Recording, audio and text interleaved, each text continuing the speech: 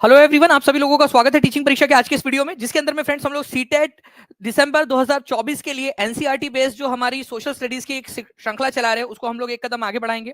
आप सभी लोगों का बहुत बहुत स्वागत है आज के इस सेशन के अंदर में। मैं आपको बता दूं फ्रेंड्स कि ये एनसीईआरटी बेस्ड सेशन है, तो आप लोगों की जो दूसरे एग्जाम्स है सीटेट के बाद में जो आप लोग देते हो, जैसे आपका डी ट्रिपल एस भी हो जाए, बीपीएससी की एग्जाम हो जाए, चाहे आप लोगों की टीआरई हो, सुपर टेट हो, यूपी टेट हो, सारी एग्जाम्स के लिए आप लोग जो है बहुत अच्छे से प्रिपेयर कर सकते हो। तो अच्छे से इस पूरे सेशन को देखिए। इस सेशन के बाद में आप लोगों को जो है फ्रेंड्स एक टेस्ट भी मिलेंगी। जो बच्चा लाइव देखेगा उसके लिए टेस्ट का प्रावधान किया गया है, ताकि आप लोग जो है अपनी रिवीजन को भी जांच सके कि आपने जो पढ़ा है क्या आप उसको रिवाइज करके आप लोग जो है उनको रिकॉल कर पा रहे हो। चलिए, तो हम लोग शुरू करते हैं फ्रेंड्स हमारे पहले क्वेश्चन के साथ में। सबसे पहले तो उन सभी लोगों का बहुत बहुत धन्यवाद जिन्होंने सेशन को पहले ही लाइक कर दिया था। बहुत बहुत शुक्रिया फ्रेंड्स आप सभी लोगों का, क्योंकि आप लोगों की वजह से ही फ्रेंड्स कितने भी बिजी हो, कितना भी जो है काम हो, लेकिन जो है सेशन के लिए आई जाते हैं और सेशन आप लोगों के लिए ले रहे हैं। तो आप लोगों का बहुत बहुत शुक्रिया। जिन्होंने भी सेशन को लाइक कर दिया प्लीज हाथ ऊपर करके बता दीजिएगा एक बार। चलिए सेशन की तरफ में आगे बढ़ते हैं। पहला क्वेश्चन आप लोगों की स्क्रीन के ऊपर में ये रहा। ठीक है, देखिए यहाँ पर मैं बोला है कि पृथ्वी के चारों ओर फैली वायु की पतली परत, पृथ्वी के चारों ओर जो वायु की पतली परत फैली हुई है जिसको हम लोग वायुमंडल कहते हैं, क्या चीज वायु को पृथ्वी के चारों ओर बनाए रखती है? ऐसा क्या है जिसके वजह से जो है ये वायुमंडल जो है पृथ्वी के चारों ओर बना हुआ रहता है? अर्थ के ग्रेविटेशनल फोर्स की वजह से, हीट के वजह से, चट्टानों की वजह से और ओशन की वजह से, या ग्रेविटेशनल फोर्स ऑफ मून की वजह से? तो आंसर देखिए फ्रेंड्स, 95% लोगों ने बिल्कुल सही आंसर दिया है। यहां पर में आंसर हो जाएगा आपका gravitational force of the earth. पृथ्वी का जो गुरुत्वाकर्षण बल है, जो हर चीज को अपनी तरफ में खींच रहा होता है, ठीक है, उसके वजह से ही यहाँ पर में वायु की पतली परत जो है वो हमारे पास में है, जिसको हम लोग वायुमंडल या एटमॉस्फेयर कहते हैं। ठीक है, एग्जाम में आया हुआ क्वेश्चन है, फिर भी कई सारे बच्चों ने गलत किया हुआ था। ठीक है, तो आंसर इसका ऑप्शन नंबर ए हो जाएगा, ये याद रखना है। एनसीईआरटी बेस्ड क्वेश्चन है, देख सकते हो क्लास 7 का चैप्टर नंबर 1 जो है एनवायरमेंट, उसमें से ये क्वेश्चन बना था। The atmosphere is the thin layer of air. देखिए ये क्वेश्चन कहां से आया था, आपको डायरेक्टली प्रूफ के साथ दिखा रहे हैं। ठीक है, पृथ्वी के चारों ओर फैली वायु की पतली परत को वायुमंडल कहते हैं, और पृथ्वी के गुरुत्वाकर्षण बल की वजह से चारों ओर जो है ये परत जो है हमारी है। ठीक है, नाउ फ्रेंड नेक्स्ट क्वेश्चन की तरफ में आगे बढ़ते हैं। अब देखिए इसी के ऊपर में बेस्ड एक क्वेश्चन आप लोगों को आप लोग देख सकते हो फ्रेंड्स। ठीक है, कि जो है 8 जनवरी 2022 को आप लोगों का ऑनलाइन शिफ्ट के अंदर में आया। अब आप लोग देखिए टीचिंग परीक्षा आप लोगों को कितने बढ़िया तरीके से पढ़ा रहे हैं। एक क्वेश्चन हमने किया, अब उसके ऊपर में उसी का हायर लेवल का क्वेश्चन हम लोग यहाँ पर में देखेंगे। ठीक है, ताकि आप लोगों की प्रैक्टिस अच्छे से हो सके।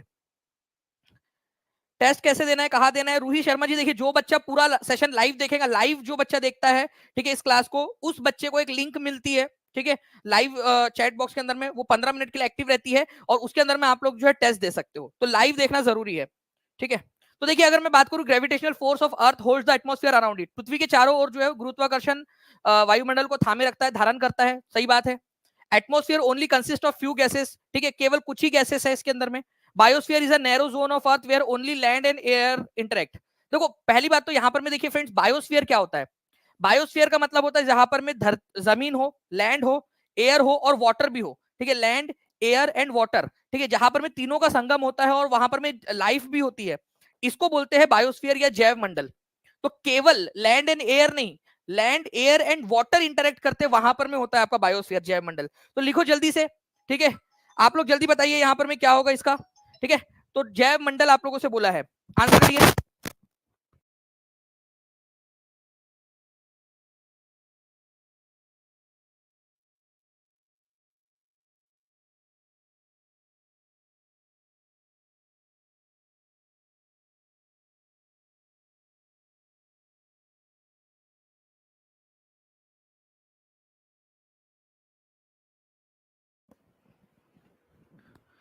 तो यहाँ पर में देखिए फ्रेंड्स, आप लोगों का biosphere is a narrow zone of earth where only land and air interact with each other. ठीक है, ये याद रखना है आप सभी लोगों ने। ओके, तो ये आप लोगों का गलत हो जाएगा। ओके, ओनली यहाँ पर मैं जो बोला है वो भी गलत हो जाएगा, क्योंकि एटमॉस्फेयर के अंदर में काफी सारी गैसेस है आप लोगों की। ओके, इवन आप लोगों का जो वाटर वेपर है वो भी एटमॉस्फेयर बनाता है। तो ओनली अ फ्यू गैस बोलना यहाँ पर में आप लोगों का गलत हो जाएगा। केवल कुछ गैसेस नहीं, काफी सारी गैसेस है, हीलियम, आर्गन, नियोन, ठीक है, आप लोगों की जेनॉन, बहुत सारी गैसेस यहाँ पर में मौजूद है। तो यहाँ केवल पहला वाला सही है, बाकी सारे आप लोगों के गलत है। ठीक है, तो ए इज द करेक्ट आंसर यहाँ पर हो जाएगा। और एक्चुअल क्वेश्चन है आप लोगों का जो आप लोगों ने किया है। आयशा सिद्दीक बता रहे कि कल 15 में से 14 नंबर उनके आए थे। बहुत बढ़िया, आप लोग बाकी लोग भी बता सकते हैं कि कल की टेस्ट में कितना आया था आपका, जो बच्चों ने लाइव देखा था। आज भी आप लोग बताना मुझे कि आपका आज का टेस्ट का स्कोर कितना आया। नेक्स्ट क्वेश्चन की तरफ में जल्दी से आगे बढ़ते हैं हम लोग फ्रेंड्स। देखिए यहाँ पर मैं आपको बता दूं कि एटमॉस्फेयर के अंदर में ऑक्सीजन, नाइट्रोजन, कार्बन डाइऑक्साइड और बहुत सारी और भी गैसेस पाई जाती है इसके अंदर में। इवन जो है फ्रेंड्स आप लोगों को बता दूं कि इसके अंदर में वाटर वेपर, एटमॉस्फेयर वायुमंडल में क्या वाटर वेपर होता है? जी बिल्कुल होता है, ठीक है, ये याद रखना है आप लोगों ने। बाकी बायोस्फीयर जो है आपका लैंड, वाटर और एयर। बायोस्फीयर में क्या क्या पाया जाता है? जैव मंडल जिसको बोलते हो आप लोग। बायोस्फीयर मतलब होता है जैव मंडल। जैव मंडल, इसमें क्या क्या पाया जाता है? जल्दी जल्दी बताइए। ये 3 चीजों के नाम लिखेंगे आप लोग जैव मंडल के सामने में, जल्दी से। टेस्ट कहाँ देना है? आशीष कुमार जी, जो बच्चा लाइव देखता है, ठीक है, जो बच्चा क्लास को लाइव देखता है उसको जो है आपको टेस्ट की लिंक मिलती है। मोनिका जी, विजय जी, बहुत सारे लोग बता रहे हैं कि उनका कितना स्कोर आया था, बताते जाएंगे आप लोग। निम्नलिखित में से वायुमंडल की अधिकांश कौन सी 2 गैसेस है? बहुत सारी गैसेस है वायुमंडल के अंदर में। सबसे ज्यादा कौन सी 2 गैसेस है? ये केवीएस 2018 के पीआरटी के पेपर में भी आया था। केवीएस पीआरटी 2018 के इसी से मिलता जुलता जो क्वेश्चन है फ्रेंड्स आया था, उसमें पूछा था कि सबसे ज्यादा कौन सी गैस पाई जाती है। और यहां पूछा है आप लोगों से सीटेट की एग्जाम के अंदर में सबसे ज्यादा कौन सी 2 गैसेस पाई जाती है। तो अगर हम बात करेंगे नाइट्रोजन, ठीक है, और उसके बाद में बारी आती है ऑक्सीजन की, तो नाइट्रोजन एंड ऑक्सीजन आपकी सबसे ज्यादा गैसेस है, ठीक है, ये जो सबसे ज्यादा पाई जाती है। 78% जो है वो नाइट्रोजन है हमारे एटमॉस्फेयर के अंदर में। मतलब आपके आसपास में अगर आप जो है देखोगे, देख तो पाओगे नहीं, महसूस जो हवा कर रहे हो, ठीक है, उस हवा के अंदर में जो है नाइट्रोजन ही नाइट्रोजन भरी है। देखो आप लोग, नाइट्रोजन नाइट्रोजन नाइट्रोजन नाइट्रोजन, सबको रिवाइज करा दो। और नाइट्रोजन नहीं होंगी तो वहां पर में 21% ऑक्सीजन है आपकी। तो 99% तो ये दोनों ही गैसेस है। मतलब आप नाइट्रोजन और ऑक्सीजन से घिरे पड़े हो, ठीक है। जब जब हवा चलेंगी तो याद रखना, अरे वाह, नाइट्रोजन और ऑक्सीजन में से ज्यादातर मेरे को छू कर गई है ऐसी, ठीक है। तो रिवाइज करते रहिए, जहां जहां रिवीजन का मौका मिले रिवीजन करते जाइए, रिवीजन करते जाइए, ठीक है। तो आप लोग देख सकते हो फ्रेंड्स की 78% नाइट्रोजन है, 21% ऑक्सीजन है। तीसरे नंबर की कौन सी गैस आपको दिख रही है? हिंदी इंग्लिश दोनों में दिया हुआ है, जल्दी से बताइए इसमें से थर्ड नंबर की गैस कौन सी आपकी, ठीक है। देखिए क्लास की जो लाइव देखते हैं ना उन लोगों के लिए है वो एक्चुअली इसी वजह से, ठीक है। तो हमारे पास में देखिए फ्रेंड्स आपका कार्बन डाइऑक्साइड, नाइट्रोजन, ऑक्सीजन, और तीसरे नंबर पे जो गैस है वो कार्बन डाइऑक्साइड है, आर्गन है, या क्या है? तो आर्गन आप लोग देखोगे फ्रेंड, तीसरे नंबर की सबसे ज्यादा बड़ी गैस है आर्गन, कार्बन डाइऑक्साइड नहीं है, आर्गन है 0.93%, ठीक है। तो पहले नंबर पे नाइट्रोजन, दूसरे नंबर पे ऑक्सीजन, तीसरे नंबर पे आर्गन, और चौथे नंबर पे फिर कार्बन डाइऑक्साइड आती है। फिर जो बची हुई गैसेस है वो आपकी बाकी सारी की सारी 0.04% में आती है, ठीक है। चलिए, तो ये थोड़ा सा याद रखना है फ्रेंड्स आप लोगों का। Air is a mixture of many gases, बहुत सारी गैसेस का मिक्सचर है, ठीक है, जिसमें से सबसे ज्यादा नाइट्रोजन और ऑक्सीजन है। नेक्स्ट क्वेश्चन की तरफ में आगे बढ़ते हैं फ्रेंड्स। देखिए सीटेट पेपर 2 के अंदर में क्वेश्चन पूछा गया आप लोगों का सोशल साइंस में 20 अगस्त 2023 को। इस प्रश्न में बोला गया अक्षांशों के बारे में, ठीक है, दिए गए कथनों में से कौन सा वाला कथन सही है? दक्षिण ध्रुवीय वृत्त विषुवत रेखा के 23.5 दक्षिण में स्थित है, ठीक है। अंटार्कटिक सर्कल जो है वो आपका 23.5 डिग्री साउथ में है। Tropic of cancer passes through southern hemisphere. Tropic of Capricorn passes through southern hemisphere. Arctic circle is at 23 degree north of the equator. अब देखिए फ्रेंड्स, इस क्वेश्चन को मैं आपको बताऊं उससे पहले मैं आपको समझाना चाहता हूं। देखिए हिंदी इंग्लिश दोनों में है। देखिए ये है विषुवत व्रत आपका 0 डिग्री वाला, ठीक है, इक्वेटर जिसको आप लोग कहते हो।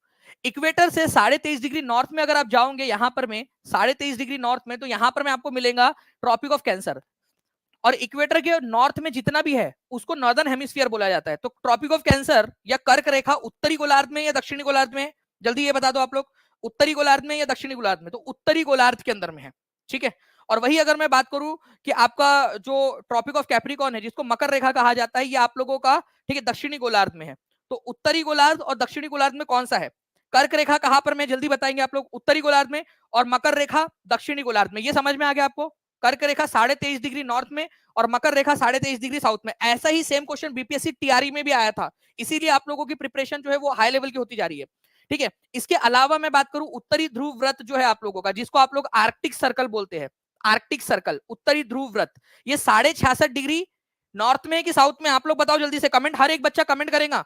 अगर आपको अगर आगे बढ़ना है तो एक्टिविटी करिए। एक इंटरव्यू आप लोगों के लिए लिया है हमने, जो है आप लोगों को मिल जाएगा फ्रेंड्स, ठीक है। वो एक पर्सन जिन्होंने टीआरई 1 भी क्लियर किया है, टीआरई 2 भी क्लियर किया है टीचिंग परीक्षा के साथ में, उन्होंने बताया था कि जब मैं एक्टिविटी करवाता था, जो चीजें मैं बोलता था कमेंट करने के लिए वो करते थे। इसी वजह से उनका ये हुआ कि टीआरई 1 में उन्होंने पीआरटी क्लियर किया, टीआरई 2 में 6 to 8 भी क्लियर किया है। अब हायर स्टडीज के लिए वो पढ़ाई कर रहे हैं, वो भी टीचिंग परीक्षा के साथ में, ठीक है। तो एक्टिविटी करते रहिए। नॉर्थ में है आर्कटिक सर्कल, ठीक है। और दक्षिणी ध्रुव व्रत जिसको अंटार्कटिक सर्कल कहा जाता है 66.5 डिग्री साउथ में है। अब इस क्वेश्चन को आप लोग जो है फ्रेंड्स बताएंगे इसका आंसर क्या होगा। दक्षिणी ध्रुवीय व्रत विषुवत रेखा के 23.5 डिग्री दक्षिण में स्थित है। देखिए Arctic circle, Antarctic circle 23.5 degree नहीं, 66.5 साउथ में स्थित है, 66.5 ठीक है, तो ये गलत हो गया।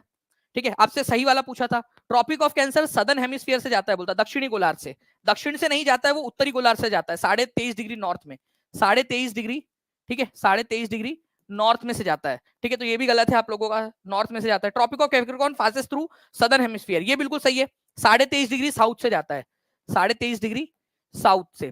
ठीक है, और आर्कटिक सर्कल 23.5 डिग्री नॉर्थ से जाता है, बोल रहा है वो आर्कटिक सर्कल नहीं है, वो आपका ट्रॉपिक ऑफ कैंसर है। आर्कटिक सर्कल या उत्तरी ध्रुवीय व्रत जो है वो 66.5 डिग्री नॉर्थ से जाता है। तो इस तरीके से आप लोगों को आंसर करने थे। मुझे लगता है कि सारे के सारे आप लोगों को यहाँ पर में जो है याद हो जाने चाहिए। मैं आपसे लास्ट में पूछूंगा, ठीक है, तो आप लोग आंसर जरूर कीजिएगा। नेक्स्ट क्वेश्चन की तरफ में हम लोग आगे बढ़ते हैं। तापमान परिवर्तन के कारण चट्टान टूट जाती है। देखो, कभी ठंडी पड़ती है, कभी गर्मी पड़ती है, कभी धूल आती है, ठीक है, अलग अलग चीजें आप लोगों की चलती रहती है, बारिश हो रही है, तो उस समय क्या होता है कि चट्टानों का जो है चट्टानें जो है सड़ने गलने लगती है और टूट जाती है। इस प्रक्रिया को क्या कहा जाता है? देखो, ये चट्टान इस प्रकार से आप देख रहे हो, बारिश हो रही है, हवा चल रही है, कभी जो है धूप पड़ रही है, तो चट्टानें टूटती है, छोटे छोटे इसमें टूट जाती है। इसको क्या कहा जाता है? इसको जो है फ्रेंड्स कहते हैं वेदरिंग। ठीक है, एनसीईआरटी में दिया हुआ है, अपक्षय। तो आप लोगों को याद रखना है, ब्रेकिंग अप मतलब टूटना, और डीके होना मतलब खराब होना। ठीक है, जो एक्सपोज रॉक है, जो चट्टाने जो एटमॉस्फेयर में एक्सपोज है टेम्परेचर के कारण, फ्रॉस्ट मतलब कि आपके जो है जो कोहरा वगैरह होता है उसके कारण, प्लांट एनिमल्स और मैन की एक्टिविटी के कारण जो टूटती रहती है चट्टाने, उनको वेदरिंग कहा जाता है, अपक्षय कहते हैं। ये बहुत ही इंपॉर्टेंट क्वेश्चन है आपका, याद रखिएगा आप लोग, डायरेक्टली क्वेश्चन बनता है इसके ऊपर में। एक बार सभी लोग जल्दी जल्दी से सेशन को लाइक एंड शेयर करते रहेंगे फ्रेंड्स, ताकि ऐसे ही और भी बहुत सारे क्वेश्चंस आपको करवाते रहे हम लोग। ठीक है, जितने भी बच्चे देख रहे हैं जल्दी से सेशन को लाइक कर देंगे, और एक एक जगह पे शेयर जरूर कर दीजिए फ्रेंड्स, ताकि ऐसे ही एनर्जेटिक सेशंस आप लोगों के लिए लिए जा सके। लाइव देखना है आप लोगों ने, अगर आप लाइव रहोगे क्लास के अंदर में तो आप लोगों को टेस्ट भी मिलेंगी। ठीक है, और कल भी मुझे बताना आप लोग कि आपका कितना स्कोर आया था, ताकि हर रोज आप लोग बताओ तो आप लोग हर रोज अपने आप से जो है अपने आप से कॉम्पीट कर सके। ठीक है, देखिए, सर्कल ऑफ इल्यूमिनेशन, प्रदीप्ति वक्र या प्रदीप्ति वृत्त भी इसको कहा जाता है। ये क्या होता है आपका सर्कल ऑफ इल्यूमिनेशन? ठीक है जी, बिल्कुल, डी ट्रिपल एस बी के लिए भी क्लासेस अवेलेबल है, कोमल सचदेवा जी। आप देखिए नीचे में एक नंबर चल रहा है, ठीक है, उसके ऊपर में आप कॉल या व्हाट्सएप कर सकते हो, या टीचिंग परीक्षा ऐप पर चले जाइए। डी ट्रिपल एस बी की, केवीएस की, बीपीएससी की, सुपर टेट की सारी क्लासेस अवेलेबल है टीचिंग परीक्षा एप्लीकेशन के ऊपर में। आप नीचे में जो नंबर चल रहा है उस पर कॉल या व्हाट्सएप कर लोगे तो टीम आपकी बिल्कुल मदद कर देंगी। ठीक है, तो प्रदीप्ति व्रत क्या होता है? देखिए फ्रेंड्स, आप लोग ये इस एनिमेशन में देख पा रहे होंगे, अगर यहां पर मैं मान लू सूरज है, ठीक है, सूरज, तो सूरज के सामने वाला जो हिस्सा होता है वहां पर में दिन होता है ना, यहाँ पर में देखिए डे है, ओके, और जो पीछे वाला हिस्सा होता है वहां नाइट होती है ना, रात होती है। तो डे और नाइट को आप देखिए एक सर्कल है जो दोनों को डिवाइड कर रहा है, ठीक है, दोनों को डिवाइड किए हुए है ना, एक ऐसा चीज जहां से इधर साइड में दिन है और इधर साइड में रात है, तो रात और दिन को जो सर्कल डिवाइड कर रहा है उसको हम प्रदीप्ति व्रत या फिर सर्कल ऑफ इल्यूमिनेशन कहते हैं। इस एनिमेशन से आपको आसानी से समझ में आ गया होगा। ओके, एक ऐसा सर्कल जो डे और नाइट को डिवाइड करता है उसको सर्कल ऑफ इल्यूमिनेशन या प्रदीप्ति व्रत कहा जाता है। ओके, प्रदीप्ति व्रत कहा जाता है, याद रहेगा आप लोगों को हमेशा। अब देखिए फ्रेंड्स, यहां पर मैं आपको प्रदीप्ति व्रत जो है वो एकदम सीधा दिख रहा है, बट हमारी जो पृथ्वी का एक्सिस है ना, वो इस तरीके से, हमारी पृथ्वी थोड़ी सी झुकी हुई है ना, तो प्रदीप्ति व्रत और ये जो हमारा एक्सिस है वो एक दूसरे के ऊपर में कोइंसाइड नहीं करते, ठीक है, क्योंकि हमारी अर्थ, आपको बताया था ना कल वाले लेक्चर में, कैसे झुकी हुई है। हमारे पृथ्वी का एक्सिस कितना झुका हुआ है और हमारे पृथ्वी का एक्सिस अपने ऑर्बिटल प्लेन के साथ में कितना एंगल बनाता है, ये मुझे कमेंट करके बताएंगे। मुझे इससे समझ में आ जाएगा कि कितने बच्चे पिछले लेक्चर के अंदर में थे और जिन्होंने पिछला लेक्चर देखा है। मैं हमेशा विश्वास करता हूं कि आप लोगों का लेवल धीरे धीरे धीरे धीरे बढ़ाया जाए, आपको सिखाया जाए। अगर आप सीख जाओगे तो रट्टाफिकेशन वाली जो प्रोसेस है उससे खत्म हो जाएंगी आपकी, और आप लोग एक्चुअल में जो है वो नॉलेजेबल और एजुकेटेड पर्सन बन जाओगे। जो हमारा पृथ्वी का एक्सिस है वो 23.5 डिग्री झुका हुआ है, ठीक है, और वो अपने ऑर्बिटल प्लेन के साथ में 66.5 डिग्री का एंगल बनाता है। ठीक है, चलिए, आयशा सिद्दीक बोल रहे कि उन्होंने शेयर कर दिया, बहुत बहुत शुक्रिया आयशा जी, और ऐसे ही फ्रेंड्स शेयर भी करते रहेंगे। तो पृथ्वी का प्रदीप्ति व्रत जो है फ्रेंड्स, ये याद रखना, डे और नाइट को विभाजित करता है।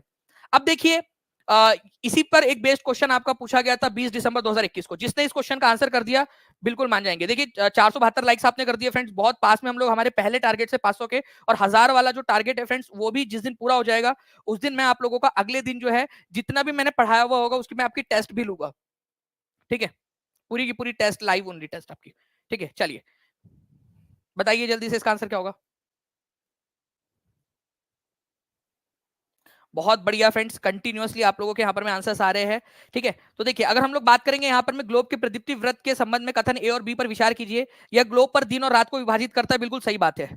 यह वृत्त अक्ष के साथ में मिलता है, मतलब कि हमारा एक्सिस जो है जिसके अराउंड में हमारी पृथ्वी घूम रही है वो और हमारा प्रदीप्ति वृत्त एक दूसरे के ऊपर में कोइंसाइड करते हैं, तो वो गलत है। देखिए प्रदीप्ति वृत्त इस तरीके से है जो दिन और रात को विभाजित कर रहा है, बट हमारा एक्सिस जो है वो 23.5 डिग्री झुका हुआ है। तो क्या ये दोनों एक दूसरे के ऊपर में कोइंसाइड करते हैं? हाँ या ना? हाँ या ना, जल्दी बताइए, करते हैं या नहीं करते? समझ में आया ना आपको क्यों नहीं करते? क्योंकि हमारी पृथ्वी झुकी हुई है 23.5 डिग्री। ओके, तो नहीं करते हैं। तो यहां पर में ये वाला गलत हो जाएगा। यह अक्ष के साथ में मिलता है, it coincides with the axis, गलत। एक्सिस के साथ में कोइंसाइड नहीं करता है। ठीक है, तो ये वाला गलत है, पहला सही है, तो आंसर हो जाएगा A is true, B is false. और ये एग्जाम को ओरिजिनल क्वेश्चन है। कई सारे बच्चे जो थे फ्रेंड्स जिन्होंने गलत आंसर करके आया था इसका। ठीक है, लेकिन अब देखिए आप लोग जो है सही आंसर करने में सक्षम हो गए हो। ओके, कॉन्फिडेंस बढ़ रहा होगा आप लोगों का।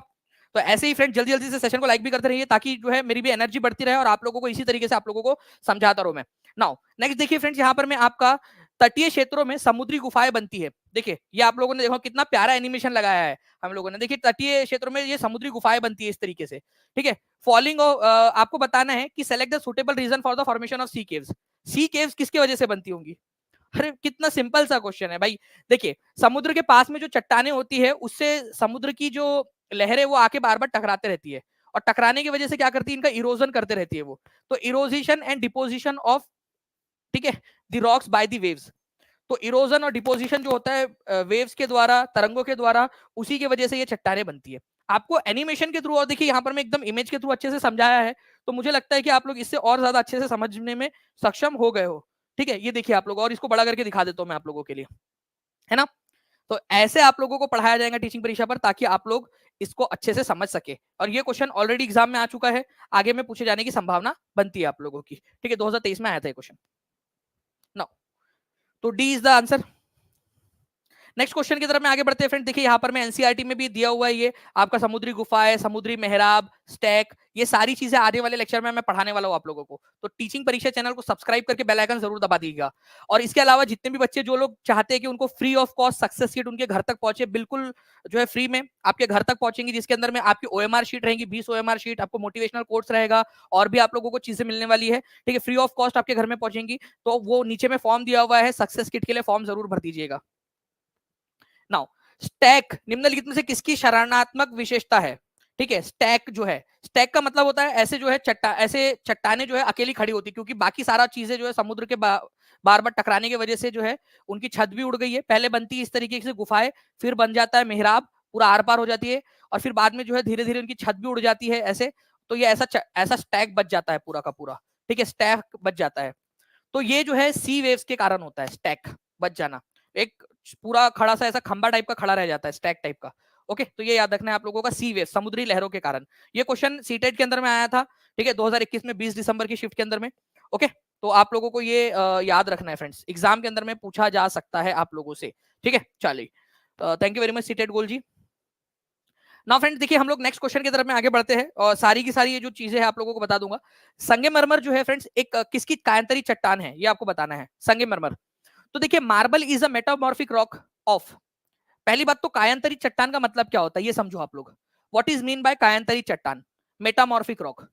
देखिए कोई भी चट्टान है अगर, ठीक है, कोई भी चट्टान है, ठीक है, अगर उसके ऊपर में आपने बहुत ज्यादा हीट डाली, बहुत ज्यादा जो है आपने उस पर गर्माहट डाली, और उसमें बहुत ज्यादा प्रेशर भी डाला, तो वो चट्टान जो है वो कन्वर्ट हो जाती है। ठीक है, और वो बन जाती है मेटामॉर्फिक रॉक, मेटामॉर्फिक रॉक। ठीक है, मेटामॉर्फिक या कायांतरित चट्टाने बन जाती, कायांतरित। ठीक है, अब ये कायांतरित चट्टाने अलग अलग चट्टान अलग अलग प्रकार की कायांतरित चट्टान में कन्वर्ट होती है। जैसे कि अगर चूना पत्थर है, चूना पत्थर के ऊपर में बहुत लंबे समय तक पृथ्वी के गर्भ में बहुत ज्यादा हीट और बहुत ज्यादा प्रेशर उस पर पड़ता रहा, तो वो कन्वर्ट होकर मार्बल, संगमरमर में बन जाता है। ठीक है, कन्वर्ट हो जाता है, ये याद रखना है आप लोगों ने। ठीक है, तो संगमरमर में कन्वर्ट कौन होता है? चूना पत्थर, लाइमस्टोन। ठीक है, लाइमस्टोन के ऊपर में बहुत ज्यादा हीट एंड प्रेशर डालोगे तो कायांतरी चट्टान बन जाता है संगमरमर के रूप में। तो ये आप लोगों का पॉइंट था। और ये देखिए ये क्वेश्चन आप लोगों का जोड़ियां मिलाने के फॉर्म में भी आ सकता है एनसीईआरटी के अंदर में। अगर मैं बताऊं आप लोगों से, तो चिकनी मिट्टी जो होती है आप लोगों की, ठीक है, चिकनी मिट्टी अगर उस पर हीट और प्रेशर डाला जाए तो वो स्लेट में कन्वर्ट हो जाती है। और अगर चूना पत्थर के ऊपर में अगर आपने बहुत ज्यादा हीट एंड प्रेशर डाला तो संगमरमर में कन्वर्ट हो जाता है। तो ये 2 पॉइंट एनसीईआरटी में दिए हुए हैं। क्ले मतलब चिकनी मिट्टी स्लेट में कन्वर्ट होती है, और लाइमस्टोन मार्बल में कन्वर्ट होता है। एक बार मैं आपसे बोल रहा हूँ कि लास्ट में मैं ये सवाल पूछूंगा आप लोगों से, सभी बच्चों ने आंसर करना है, और टेस्ट मिलेंगी उन बच्चों को जो बच्चा पूरा सेशन लाइव देखेगा। ठीक है, अच्छे से लाइव देखिए आप लोग अभी भी। ठीक है, हमारे पास में जो भी बचा हुआ है पूरा समय हम लोग उसके अंदर में अच्छे से करते रहेंगे इसके अंदर में। और आपको कंटिन्यूअसली फ्रेंड टीचिंग परीक्षा के एप्लीकेशन के ऊपर में भी हम लोग प्रोवाइड कर रहे हैं, हर एक चीज आप लोगों के लिए मेहनत कर रहे हैं। थैंक यू वेरी मच विजय गुप्ता जी, बहुत बहुत शुक्रिया आपके प्यारे से कमेंट के लिए। ठीक है, नाउ फ्रेंड देखिए यहाँ पर मैं एक और क्वेश्चन है आप लोगों का, एनसीईआरटी बेस्ड क्वेश्चन है। दो कथन दिए गए और डायरेक्टली एग्जाम से उठाया हुआ क्वेश्चन आपका। दो कथन है, वेद समाज जो है वो मद्रास के अंदर में बना था 1864 में, ये आर्य समाज से इंस्पायर्ड था। मैं आपको बता दूं इसके ऊपर में काफी सारे क्वेश्चंस आ चुके हैं एग्जाम में, अलग अलग एग्जाम्स के अंदर में भी पूछा जा चुका है। ठीक है, देखिए तो वेद समाज जो है, ठीक है, वेद समाज इसकी स्थापना मद्रास में हुई थी 1864 में, ये बिल्कुल सही है। लेकिन ये आर्य समाज से इंस्पायर्ड नहीं था, ये ब्राह्मो समाज से इंस्पायर्ड था। ब्राह्मो ब्राह्मो समाज से इंस्पायर्ड था, उससे मोटिवेटेड था। ठीक है, तो आंसर देखिए यहां पर मैं, वेदा समाज एनसीईआरटी में दिया हुआ है आप लोगों को, वुमेन कास्ट एंड रिफॉर्म्स के अंदर में, और ये मैंने पेड क्लास में भी आपको पढ़ाया है। मैं बीपीएससी के अंदर में भी जब भी बताता हूँ तब भी वेद समाज के बारे में पूरा बताता हूँ, डी ट्रिपल एसबी में भी, केवीएस के अंदर में भी, सुपर टेट, यूपी टेट, जितनी भी आपकी एग्जाम्स है उसके अंदर में मैं पढ़ाता हूँ आप लोगों को इस तरीके से बढ़िया से। ठीक है, तो मद्रास के अंदर में इसकी स्थापना हुई थी, जिसको आज आप चेन्नई के नाम से जानते हो। 1864 के अंदर में फ्रेंड्स इसकी स्थापना हुई थी। इसके संस्थापक जो थे, ठीक है, वो किससे इंस्पायर्ड थे? वेदा समाज को बनाते समय ब्राह्मो समाज से इंस्पायर्ड थे, ये याद रखना है आप लोगों ने, ब्राह्मो समाज से इंस्पायर्ड थे। ठीक है, ये याद रखेंगे, इंपॉर्टेंट पॉइंट है। तो इस पर्टिकुलर क्वेश्चन का आंसर क्या हो जाएगा आप लोगों का? इसका आंसर हो जाएगा, ठीक है, आप लोग बताइए जल्दी से, A is true, B is false. ठीक है, ध्यान से पढ़ना था और आंसर लगाना था आप लोगों ने। 700 के करीब बच्चे जुड़ गए फ्रेंड, जल्दी जल्दी से सेशन को लाइक भी करते रहेंगे, और जिन्होंने टीचिंग परीक्षा चैनल को सब्सक्राइब नहीं किया, चैनल को सब्सक्राइब भी जरूर करते रहिए आप लोग। ओके,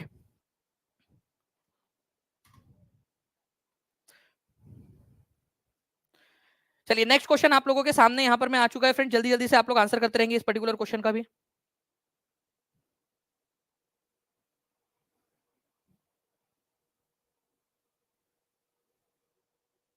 देखिए यहां पर मैं आप लोगों से बोला है, पशुओं को दिया जाने वाला कौन सा दर्द निवारक भारत में गिद्धों के जो है मृत्यु का कारण बना। ठीक है, तो पशुओं को दिया जाने वाला कौन सा दर्द निवारक है जो भारत में गिद्धों के लगभग विलुप्त होने के लिए उत्तरदायी है?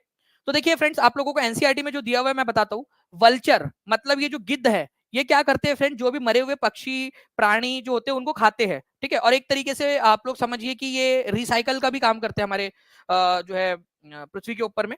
ठीक है, तो क्या होता है कि हम लोगों ने जो पशु वगैरह थे, गाय भैंस बकरी वगैरह जो थे, उनको दर्द निवारक जो है हम लोगों ने दवाइयां देना स्टार्ट कर दिया उनके ट्रीटमेंट के लिए।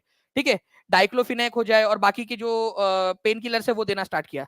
तो डाइक्लोफिनेक नाम का एक ड्रग है, ठीक है, जो ड्रग बेसिकली दवाई, ठीक है, ये हम पशुओं को देते थे।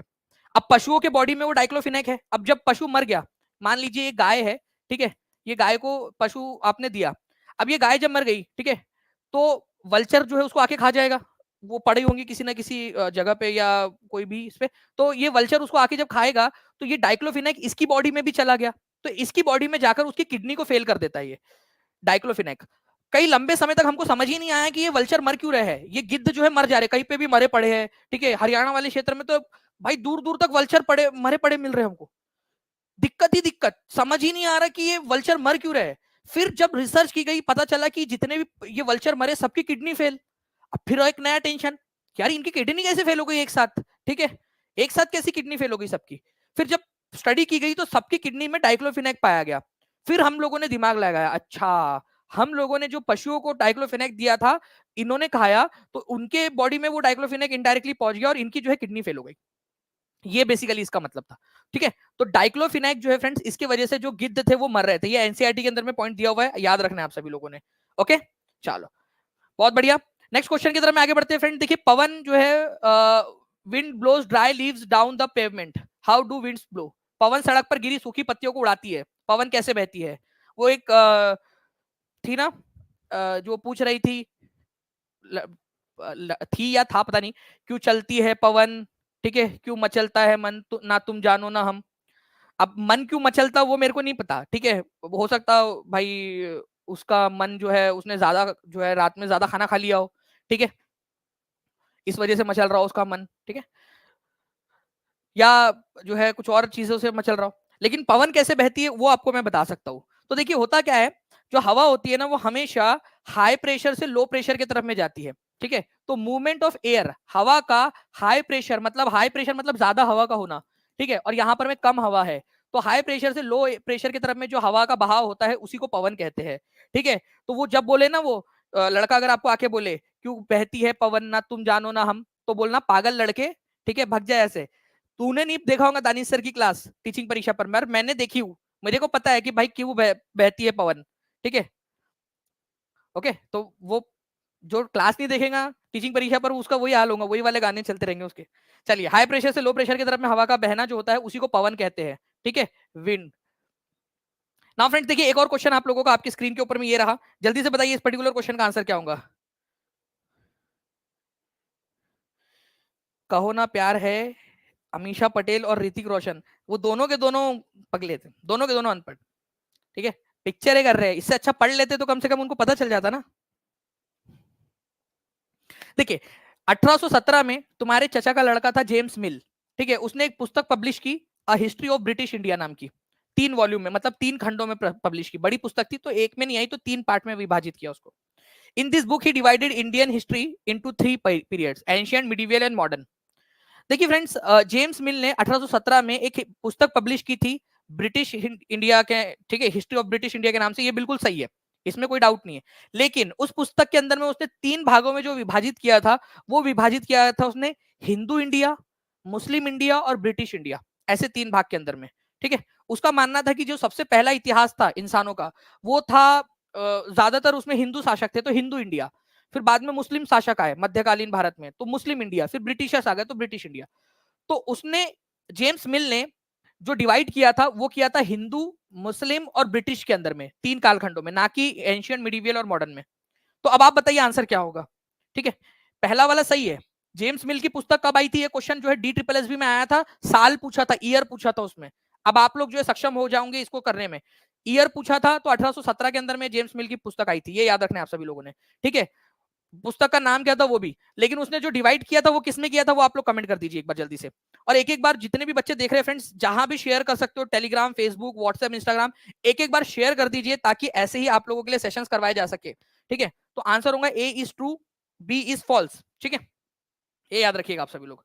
देखिए, आप लोगों को ये क्वेश्चन एग्जाम में आया था, और एग्जाम में आने के पहले ही मैंने ये क्वेश्चन आप लोगों को करवाया था, आप देख सकते हो ये टीचिंग परीक्षा के ऊपर में मैं करवाते हुए क्वेश्चन, ठीक है। जेम्स मिल ने डिवाइड किया था एंशियंट, मिडिवियल और जो है मिडिवियल को मैंने वहां बुलाया भी, बताया भी था आपको कि वहां पर में ये एरर है, मिडिवियल कर लीजिए आप लोग करके यहाँ पर में, ठीक है। और उसके बाद में 3 स्टेटमेंट वाला कराया था मैंने मैंने आपको ज्यादा टफ क्वेश्चन कराया था, एग्जामिनर ने तो आपसे उससे भी इजी क्वेश्चन पूछा, तो जो बच्चे देख रहे थे सेशन, जिन्होंने देखा था उनका तो बहुत अच्छे से सही हो गया होगा। ओके, चलिए। नाउ फ्रेंड्स, अब देखिए यहां पर में, the earliest evidence of growing crops like wheat and barley are located in which one of the following places, ठीक है। जल्दी से बताइए आप लोग कि कौन से प्लेस के ऊपर में आप लोगों को जो है गेहूं और जौ जैसी फसल उगाने के सर्वप्रथम साक्ष्य प्राप्त होते हैं, ठीक है। गेहूं और जौ जैसी फसलें उगाने के सर्वप्रथम साक्ष्य कहां पर में प्राप्त होते हैं, ये बताना है आप सभी लोगों ने। तो ये सबसे पहले कहां पर में हुआ था एज पर एनसीईआरटी,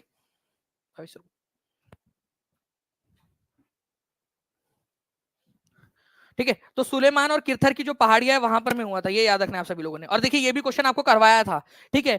निम्नलिखित में से किस पहाड़ी पर मानव ने सबसे पहले गेहूं और जौ उगाना शुरू किया था।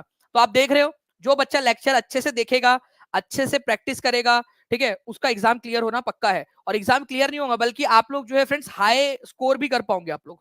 और आप लोगों के स्कोर को और ज्यादा बढ़ाने के लिए हम लोग जो है और भी बहुत सारी चीजें आप लोगों के लिए कर रहे हैं, ठीक है।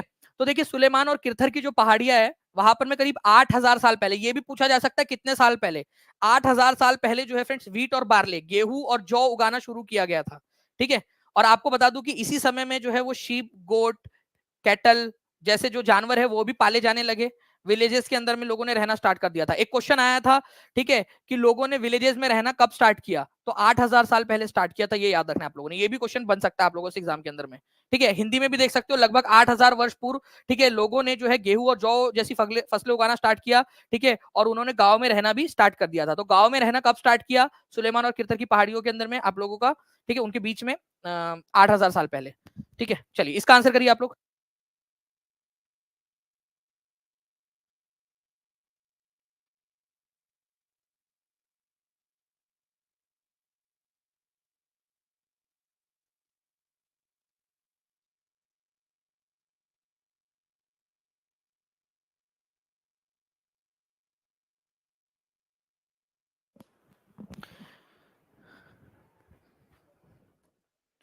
जी देखिए फ्रेंड्स, ये क्वेश्चन के बाद में आप लोगों को टेस्ट मिलने वाली है, तो सभी लोग तैयार रहिए। Two main system of indigo cultivation. देखो, नील उगाने की दो परंपरा, दो जो है पद्धति थी। अगर आप खुद से नील उगा रहे हो, आपका खुद का खेत है, ठीक है, और आप खुद जो है उस खेत के मालिक हो, और वहां पर में आपने मजदूर लगाकर खुद से खेत में नील उगवाए हैं, तो उस सिस्टम को बोला जाएगा निज सिस्टम। क्या बोला जाएगा उसको? उसको कहा जाएगा निज सिस्टम। जब खुद से अगर आपने खेती में जो है खुद के खेत में नील उगाया, तो अगर आपने किसानों को, रियोत का मतलब ही होता है किसान, किसानों को जो है कॉन्ट्रैक्ट दे दिया है, कॉन्ट्रैक्ट, ठीक है, कि भाई तुम लोग जो है मेरे लिए नील उगा कर दो, मैं तुमको पैसे उधार देता हूं, तुम नील उगाओ और वो नील मुझे बेचो, तो कॉन्ट्रैक्ट दिया अगर किसानों को, तो उसको रैयती सिस्टम बोला जाता है। तो नील उगाने की दो पद्धति थी। अगर खुद के सिस्टम में, खुद के खेत में आप उगा रहे हो, तो उसको निज सिस्टम बोला जाएगा, निज पद्धति। और अगर आपने कॉन्ट्रैक्ट पे दे दिया है किसानों को, तो उसको कहा जाएगा रैयती पद्धति। ठीक है, तो इस तरीके से दो पद्धतियां होती थी नील उगाने की। ये याद रखना है आप सभी लोगों ने, इंपॉर्टेंट है, एग्जाम के अंदर में पूछा जा सकता है आप सभी लोगों से। ओके, चलिए, तो ये एक इंपॉर्टेंट क्वेश्चन था आप लोगों का फ्रेंड्स। पूरा का पूरा जो है आप लोगों ने देखा, जो रेवती सिस्टम होता था, इसमें कम से कम 25% जो खेत है, ठीक है, उसके ऊपर में आपको नील उगाना पड़ता था। मतलब मान लो कि आपका ये खेत है इतना बड़ा, तो अगर आप रैयती सिस्टम के अंदर अगर आते हो, तो जनरली जो नील उगाने वाले बागान मालिक होते थे, वो क्या करते थे, आपको बोलते थे कि कम से कम एक चौथाई, मतलब कि 25% हिस्से पे कम से कम नील उगाओ हमारे लिए, और हम ही को वो नील बेचो। ठीक है, तो रैयती सिस्टम बोला जाता था इसको। ठीक है, आरसी सोनी जी एक बार फिर से ट्राई कर लीजिए, हो जाएगा। जितने भी बच्चे हैं फ्रेंड्स जो सक्सेस किट के लिए फॉर्म भरना चाहते हो, वो फॉर्म भर देंगे, नीचे में दिया हुआ है। और आप लोगों को जो है फ्रेंड्स, अब यहाँ पर मैं एक लिंक मिलेगी, मैं टीम से रिक्वेस्ट करूंगा कि जल्दी से एक टेस्ट की जो लिंक है हमारी, वो डाल दिया जाए। और मैं बताना चाहूंगा कि जितने बच्चे लाइव देखते हैं क्लास, उन्हीं के लिए है केवल, तो लाइव देखा कीजिए आप लोग क्लास को। जैसे ही क्लास एंड होती है, उस समय में आप लोगों को जो है लिंक मिलती है, ताकि आप अपना स्कोर जांच सके।